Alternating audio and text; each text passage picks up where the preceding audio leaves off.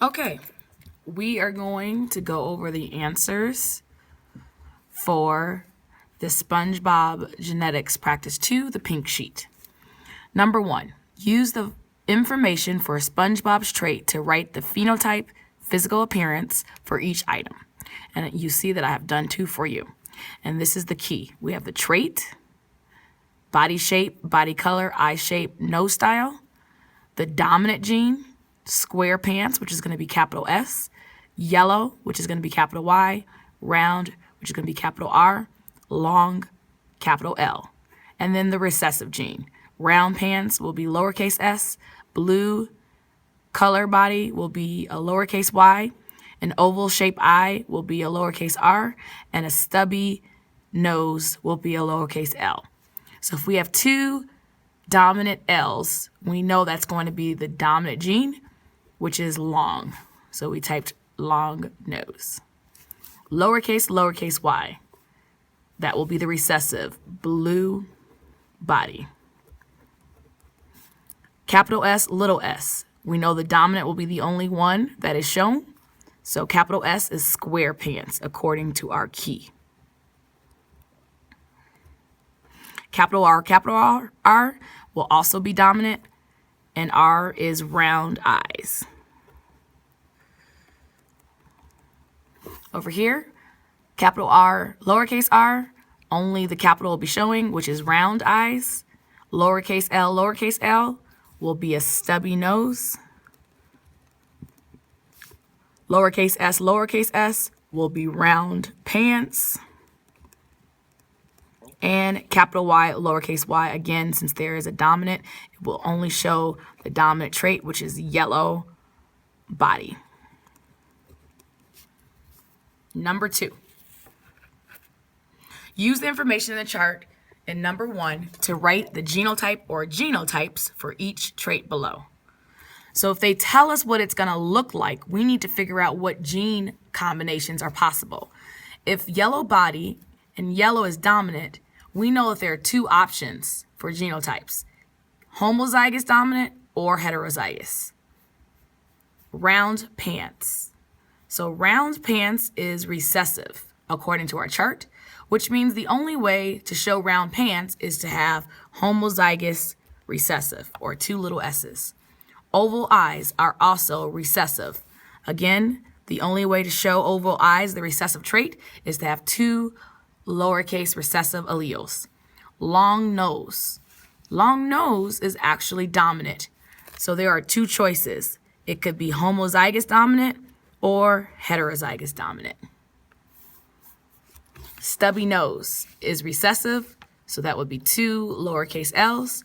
Round eyes is dominant, so it could be homozygous dominant or it could be heterozygous / hybrid. Square pants is also dominant, so the 2 options are as follows. And I'm going to put a little line over my little s so that you know that it's a little s. And blue body is also recessive, so we know it has to be 2 little y's. Number 3. Determine the genotypes for each using the information in chart number 1. Heterozygous round eyes. So we have this vocabulary word, heterozygous, which we know means different. It also means hybrid. And so if it's heterozygous, we know it has a capital letter and a lowercase letter. And again, round is with R's. So we know it's big R, little r. For B, purebred. Purebred is a synonym for homozygous, which equals the same. So purebred square pants is dominant. So purebred would be 2 capital S's. Homozygous, long nose, again, homo means same, or purebred, which means long nose is capital L. It must be a big L, big L. And last but not least, a hybrid. Hybrid means heterozygous. And for yellow, which is dominant, that means it's going to be a capital Y and a lowercase y. Be sure to ask your teacher if you have questions. Now we're on to number 4. One of SpongeBob's cousins, SpongeBob Billy, recently met a cute SquarePants gal, Sponge Gertie, at a local dance and fell in love. Use your knowledge of genetics to answer the questions below. So you see that your teacher has actually done the first one for you. So again,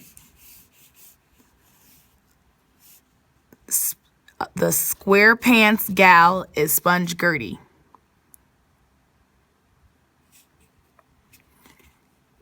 We need to read A now.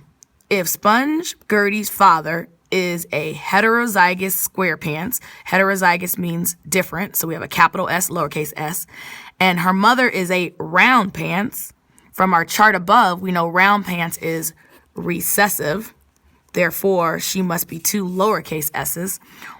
What is her genotype? So we answered that here, and we know the father is that. Complete the first Punnett square to show the possible genotypes. So the father we know is heterozygous, so we put capital S, lowercase s. The mother is recessive, so she has 2 little s's. We take this big S and bring it down. This little s, bring it over. This little s, we bring it down. This little s, we bring it over. Big S, we bring it down. Little s, bring it over. Little s, bring it down. Little s, bring it over. And we always put the capital S first. So to answer our question, her genotype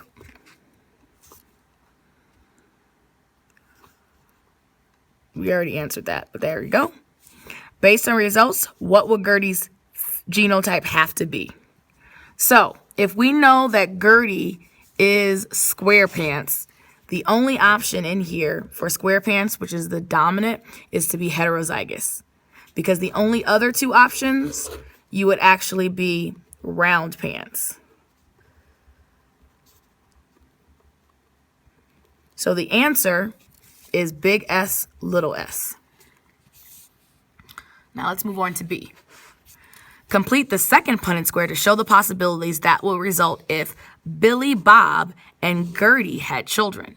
So we know Gertie's genotype from up here, which is big S, little s.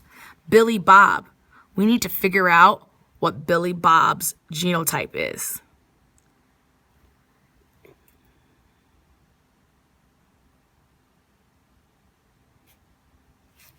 So, note, Billy Bob is heterozygous for his SquarePants shape.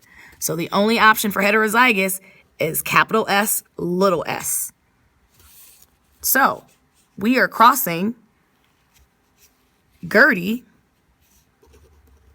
who is big S, little s, crossed with Billy Bob, who we just found out is also big S, little s. So we have 2 heterozygous parents. And from our critter activity, we know that when 2 heterozygous parents get together, it's a 3-to-1 ratio that we notice. 3 dominant to 1 recessive. So what is the probability the kids will have SquarePants? Well, these 3 out of 4 will have SquarePants, which is dominant. So 3 out of 4 is equal to 75%. What probability will have round pants? Well, 1/4 or 25% will have round pants. So the answer is 25%. Let's move on to the back. All right. SpongeBob's aunt and uncle, Sponge Wilma and Sponge Wilbur, have the biggest round eyes in the family. So that's a clue. They have round eyes.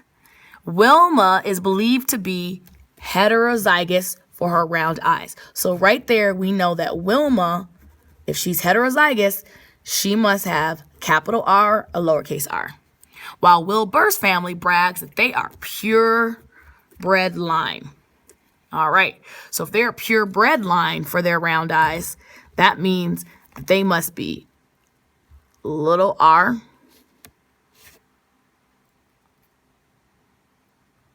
I'm sorry.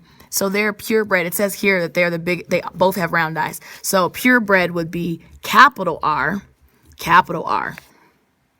So it says, complete the Punnett square to show the possibilities that will result if Sponge Wilbur and Sponge Wilbur had children. So we need to cross a heterozygous, capital R, little r, with a purebred, capital R, capital R.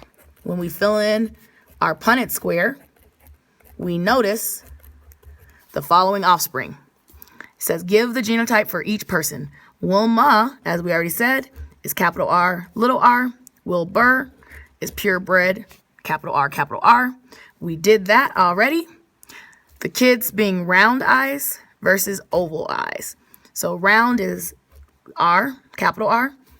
All of them, 4 out of 4, which is 100%, will be round eyes. There is 0 chance of getting a recessive oval eye kid. Number 6. SpongeBob's mother is so proud of her son and his new wife, Sponge Susie, as they are expecting a little sponge. She knows that they have a 50% chance of having a little round pants, but is also hoping the new arrival will be blue, a recessive trait, like Sponge Susie and many members of her family.